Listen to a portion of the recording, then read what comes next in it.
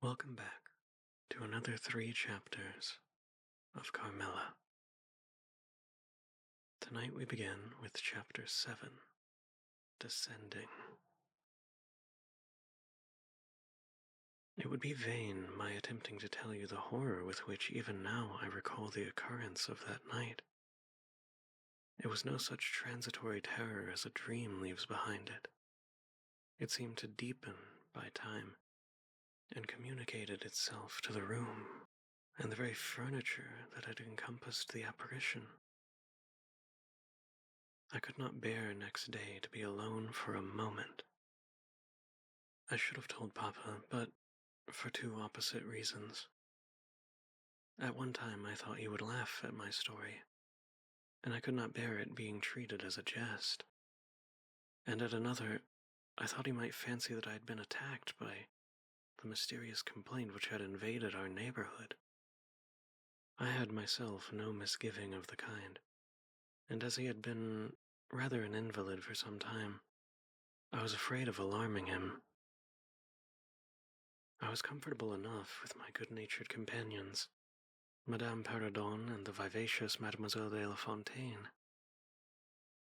They both perceived that I was a bit out of spirits and nervous, and at length I told them what lay so heavy at my heart. Mademoiselle laughed, but I fancied that Madame Perrodon looked anxious. "By the by," said Mademoiselle, laughing, "the long lime-tree walk behind Carmilla's bedroom window is haunted." "Nonsense," exclaimed Madame, who probably thought the theme rather inopportune. "And who tells that story, my dear?" "Martin says that he came up twice when the old yard gate was being repaired, before sunrise, and twice saw the same female figure walking down the lime-tree avenue." "So well he might, as long as there are cows to milk in the river fields," said Madame. "I dare say, but Martin chooses to be frightened, and never did I see fool more frightened." "You must not say a word about it to Carmilla, because she can see down that walk from her room window," I interposed, "and she is, if possible, a greater coward than I." Carmilla came down rather later than usual that day. "I was so frightened last night," she said, so soon as we were together, "and I am sure I should have seen something dreadful if it had not been for that charm I brought from the poor little hunchback whom I had called such hard names. I had a dream of something black coming round my bed, and I awoke in a perfect horror. And I really thought for some seconds I saw a dark figure near the chimney-piece. But I felt under my pillow for my charm, and the moment my fingers touched it, the figure disappeared, and I felt quite certain, only that I had it by me, that something frightful would have made its appearance, and perhaps throttled me as it did those poor people we heard of." "Well, listen to me," I began, and recounted my adventure, at the recital of which she appeared horrified. "And had you the charm near you?" she asked earnestly. "No, I had dropped it into a china vase in the drawing-room, but I shall certainly take it with me tonight, as you have so much faith in it. At this distance of time I cannot tell you or even understand how I overcame my horror so effectually as to lie alone in my room that night. I remember distinctly that I pinned the charm around my pillow. I fell asleep almost immediately and slept even more soundly than usual all night. Next night I passed as well. My sleep was delightfully deep and dreamless, but I wakened with a sense of lassitude and melancholy which, however, did not exceed a degree that was almost luxurious. "Well, I told you so," said Carmilla when I described my quiet sleep. "I had such delightful sleep myself last night. I pinned the charm to the breast of my nightdress. It was far too away the night before. I'm quite sure it was all fancy except the dreams. I used to think that evil spirits made dreams, but our doctor told me it is no such thing. Only a fever passing by, or some other malady, as they often do, he said, knocks at the door, and not being able to get in, passes on with that alarm. And what do you think this charm is? Said I.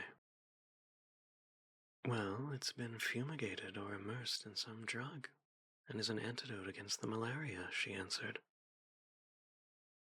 Then it acts only on the body? Certainly. You don't suppose that evil spirits are frightened by bits of ribbon or the perfumes of a druggist's shop? No. These complaints, wandering in the air, begin by trying the nerves, and so infect the brain. But before they can seize upon you, the antidote repels them. That, I am sure, is what the charm has done for us. It is nothing magical. It is simply natural. I should have been happier if I could have quite agreed with Carmilla, but I did my best, and the impression was a little losing its force. For some nights I slept profoundly, but still every morning I felt the same lassitude, and a languor laid upon me all day. I felt myself a changed girl. A strange melancholy was stealing over me, a melancholy that I would not have interrupted. Dim thoughts of death began to open, and an idea that I was slowly sinking took gentle, and somehow not unwelcome, possession of me. If it was sad, the tone of mind which this induced was also sweet. Whatever it might be, my soul acquiesced in it. I would not admit that I was ill. I would not consent to tell my papa or to have the doctor sent for me. Carmilla became more devoted to me than ever, and her strange paroxysms of languid adoration more frequent. She used to gloat on me with an increasing ardor the more my strength and spirits waned. This always shocked me like a momentary glare of insanity. Without knowing it, I was now in a pretty advanced stage of the strangest illness from which mortal ever suffered. There was an unaccountable fascination in its earlier symptoms that more than reconciled me to the incapacitating effect of that stage of the malady.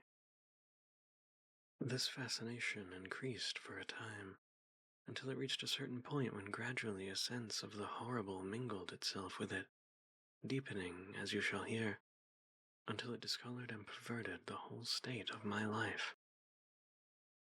The first change I experienced was rather agreeable.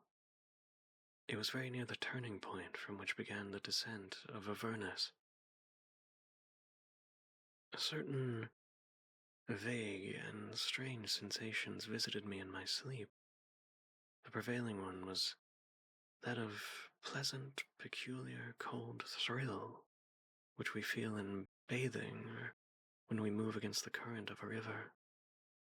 This was soon accompanied by dreams that seemed interminable, and they were so vague that I could never recollect their scenery and persons or any one connected portion of their action. But they left an awful impression, and a sense of exhaustion as if I had passed through a long period of great mental exertion and danger. After all these dreams, there remained on waking a remembrance of having been in a place very nearly dark, and of having spoken to people whom I could not see, and especially of one clear voice, of a female's, very deep, that spoke as if at a distance, slowly, always producing the same sensation of indescribable solemnity and fear. Sometimes there came a sensation as if a hand was drawn softly along my cheek and neck. Sometimes It was as if warm lips kissed me, and longer and more lovingly as they reached my throat. But there, the caress fixed itself. My heart beat faster. My breathing rose and fell rapidly and full drawn. A sobbing that rose into a sense of strangulation supervened and turned into a dreadful convulsion in which my senses left me and I became unconscious. It was now 3 weeks since the commencement of this unaccountable state. My sufferings had, during the last week, told upon my appearance. I had grown pale, my eyes were dilated and darkened underneath, and the languor which I had long felt began to display itself in my countenance. My father asked me often whether I was ill, but with an obstinacy which now seems to me unaccountable, I persisted in assuring him that I was quite well. In a sense, this was true. I had no pain. I could complain of no bodily derangement. My complaint seemed to be one of imagination, or the nerves, and horrible as my sufferings were, I kept them with a morbid reserve very nearly to myself. It could not be that terrible complaint which the peasants called upire, for I had now been suffering for 3 weeks, and they were seldom ill for more than 3 days when death put an end to their miseries. Carmilla complained of dreams and feverish sensations, but by no means of so alarming a kind as mine. I say that mine were extremely alarming. Had I been capable of comprehending my condition, I would have invoked aid and advice on my knees. The narcotic of an unsuspected influence was acting upon me, and my perceptions were benumbed. I am going to tell you now of a dream that led immediately to an odd discovery. One night, instead of the voice I was accustomed to hearing in the dark, I heard one sweet and tender, and at the same time terrible, which said, "Your mother warns you to beware of the assassin."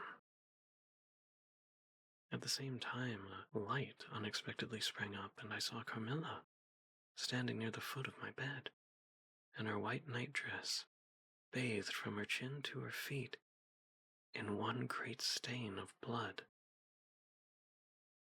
I wakened with a shriek, possessed with one idea that Carmilla was being murdered. I remembered springing from my bed, and my next recollection is that of standing on the lobby crying for help. Madame and Mademoiselle came scurrying out from their rooms in alarm.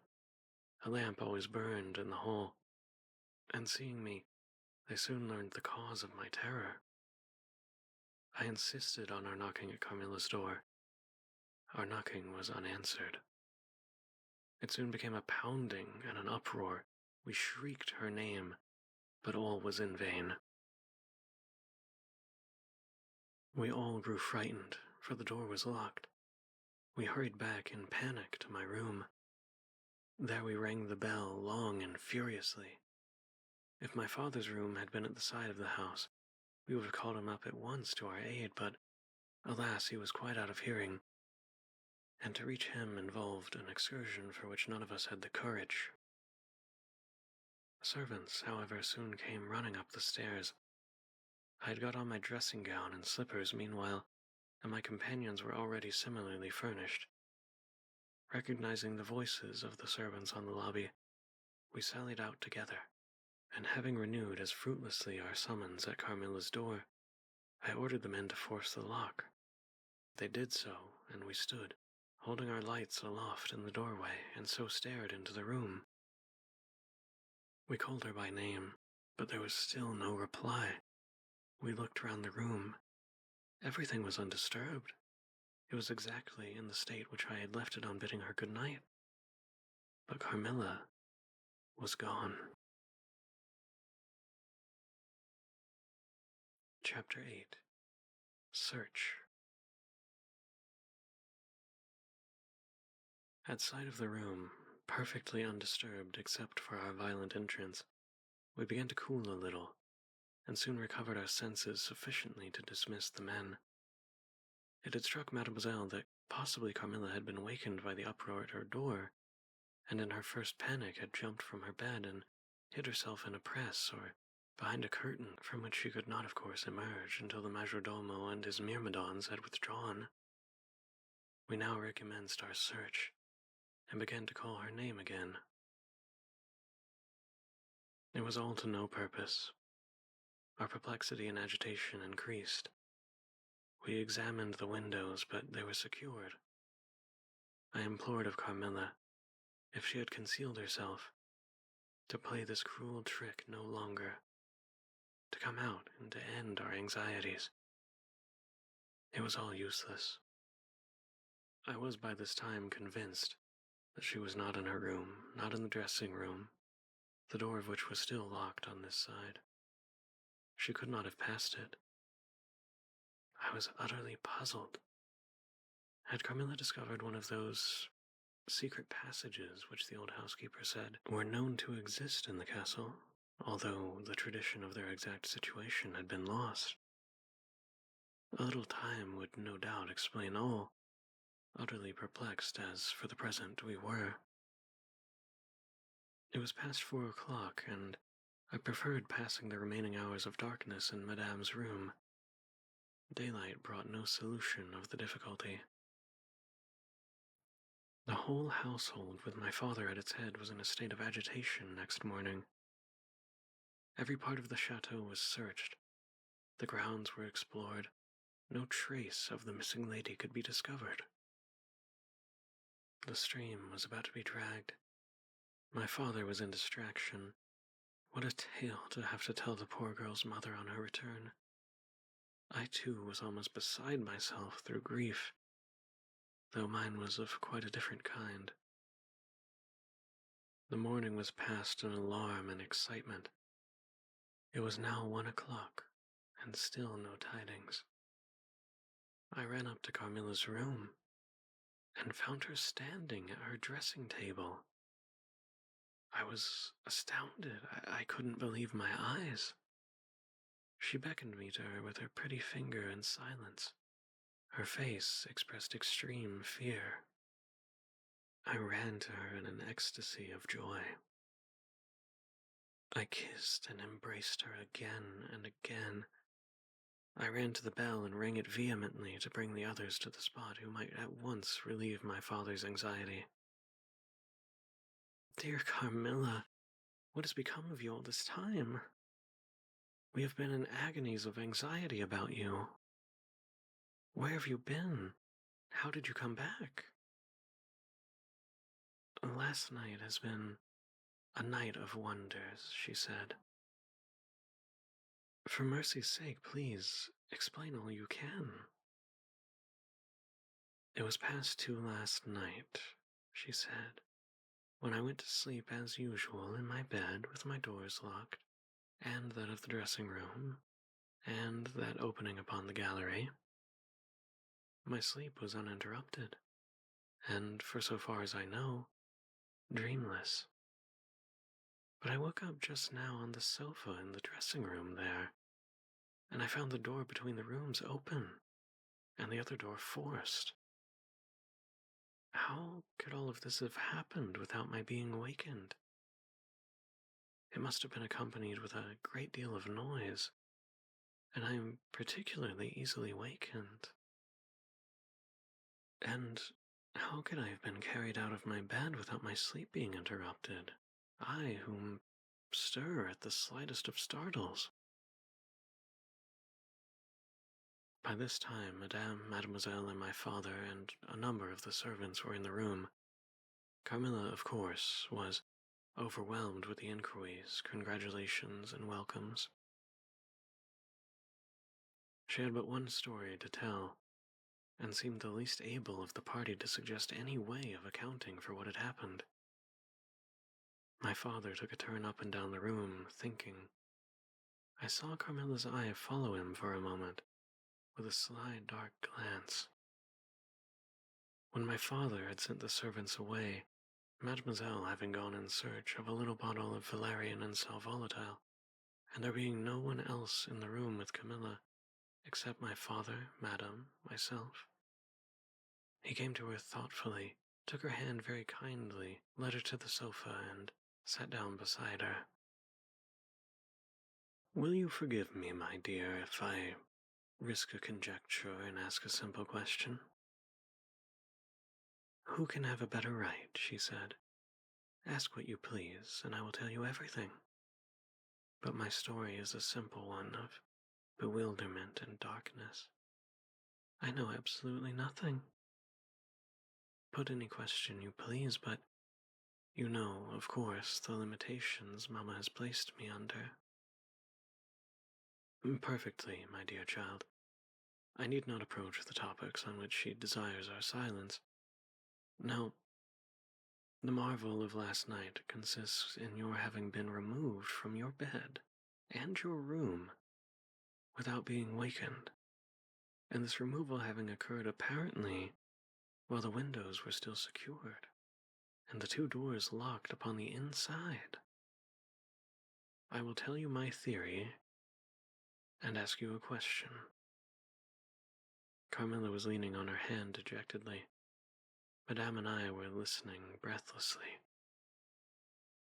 "Now, my question is this. Have you ever been suspected of walking in your sleep?" "Never. Not since I was very young, indeed." "But you did walk in your sleep when you were young?" "Yes, I know I did. I've been told so often by my nurse." My father smiled and nodded. "Well, what has happened is this. You got up in your sleep, unlocked the door, not leaving your key, as usual, in the lock, but taking it out and locking it on the outside. You again took the key out and carried it away with you to some of the other 25 rooms on this floor, or perhaps upstairs or downstairs. There are so many rooms and closets, so much heavy furniture, and such accumulations of lumber that it would require nearly a week to search this old house thoroughly. Do you see now what I mean?" "I do, but not all," she answered. "And how, Papa, do you account for her finding herself on the sofa in the dressing room, which we had searched so carefully?" "She came there after you had searched it, still in her sleep, and at last awoke spontaneously, and was as much surprised to find herself where she was as anyone else. I wish all my mysteries were as easily and innocently explained as yours, Carmilla," he said, laughing. "And so, we may congratulate ourselves on the certainty that this most natural of explanations of the occurrence is one that involves no drugging, no tampering with locks, no burglars or poisoners or witches, nothing that need alarm Carmilla or anyone else for our safety." Carmilla was looking charmingly. Nothing could be more beautiful than her tints. Her beauty was, I think, enhanced by that graceful languor that was peculiar to her. I think my father was silently contrasting her looks with mine, for he said, "I wish my poor Laura was looking more like herself," and he sighed. So our alarms were happily ended, and Carmilla restored to her friends. Chapter 9. The Doctor. As Carmilla would not hear of an attendant sleeping in her room, my father arranged that a servant would sleep outside her door, so that she would not attempt to make another such excursion without being arrested at her own door. That night passed quickly, and the next morning, early, the doctor, whom my father had sent for without telling me a word about it, arrived to see me. Madame accompanied me to the library, and there the grave little doctor with white hair and spectacles, whom I mentioned before, was waiting to receive me. I told him my story, and as I proceeded, he grew graver and graver. We were standing, he and I, in the recesses of one of the windows, facing one another. When my statement was over, he leaned with his shoulders against the wall, and with his eyes fixed on me earnestly, with an interest in which there was a dash of horror. After a minute's reflection, he asked Madame if he could see my father. He was sent for accordingly, and as he entered, smiling, he said, "I dare say, doctor, you are going to tell me that I am an old fool for having brought you here. I hope I am." But his smile faded into shadow as the doctor, with a very grave face, beckoned him to him. He and the doctor talked for some time in the same recess where I had just conferred with the physician. It seemed an earnest and argumentative conversation. The room is very large, and I and Madame stood together, burning with curiosity, at the farther end. Not a word could we hear, however, for they spoke in a very low tone, and the deep recess of the window quite concealed the doctor from view, and very nearly my father, whose foot, arm, and shoulder only we could see, and the voices were, I suppose, all the less audible for the sort of closet which the thick wall and window formed. After a time, my father's face looked into the room. It was pale, thoughtful, and, I fancied, agitated. "Laura, dear, come here for a moment. Madame, we shan't trouble you, the doctor says, at present." Accordingly, I approached, for the first time a little alarmed, for, although I felt very weak, I did not feel ill. And strength, one always fancies, is a thing that may be picked up when we please. My father held out his hand to me as I drew near, but he was looking at the doctor, and he said, "It is certainly very odd. I don't understand it quite. Laura, come here, dear. Now attend to Dr. Spielsberg, and recollect yourself. You mentioned a sensation like that of two needles piercing your skin, where, somewhere about your neck, on the night when you experienced that horrible dream. Is there any other soreness?" "None at all," I answered. "Can you indicate with your finger about the point at which you think this occurred?" "Very little below my throat. Here," I answered. I wore a morning dress which covered the place I pointed to. "Now you can satisfy yourself," said the doctor. "You won't mind your papa's lowering your dress a very little. It is necessary to detect a symptom of the complaint under which you have been suffering." I acquiesced. It was only an inch or two below the edge of my collar. "God bless me, so it is!" exclaimed my father, growing pale. "You see it now with your own eyes," said the doctor, with a gloomy triumph. What is it?" I exclaimed, beginning to be frightened. "Nothing, my dear lady, but a small blue spot about the size of your little fingertip. And now," he continued, turning to Papa, "the question is what is best to be done." "Is there any danger?" I urged in great trepidation. "I trust not, my dear," answered the doctor. "I don't see why you should not recover. I don't see why you should not begin to immediately get better. That is the point at which the sensation of strangulation begins." "Yes," I answered.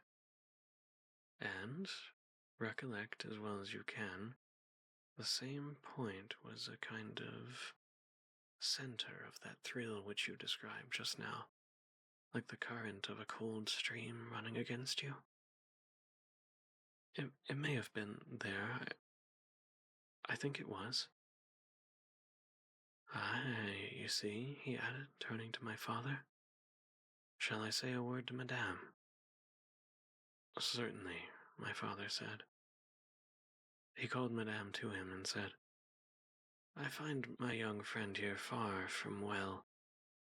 I won't be of any great consequence, I hope, but it will be necessary that some steps be taken which I will explain by and by. But in the meantime, Madame, you will be so good as to not let Miss Laura be alone for one moment. That is the only direction I need give for the present. It is indispensable. We may rely on your kindness, Madame, I know, added my father. Madame satisfied him eagerly. And you, dear Laura, I know you will observe the doctor's direction. I shall have to ask your opinion upon another patient whose symptoms slightly resemble those of my daughter that I have just detailed to you, very much milder in degree, but I believe quite of the same sort. She's a young lady, our guest, but as you say, you will be passing this way again this evening. You can't do better than to take your supper here, and you can then see her. She's not come down till afternoon. I thank you, said the doctor. I shall be with you soon, then, at about 7 this evening. And then they repeated their directions to me and to Madame, and with this parting change my father left us, and walked out the door with the doctor. And I saw them pacing together up and down between the road and the moat, on the grassy platform in front of the castle, evidently absorbed in earnest conversation. The doctor did not return. I saw him mount his horse there, take his leave, and ride away eastward through the forest. Nearly at the same time, I saw the man arrive from Dranfield with letters, and dismount and hand the bag to my father. In the meantime, Madame and I were both busy, lost in conjecture as to the reasons of the singular and earnest direction which the doctor and my father had concurred in imposing. Madame, as she afterwards told me, was afraid the doctor apprehended a sudden seizure, and that, without prompt assistance, I might either lose my life in a fit or, at the very least, be seriously hurt.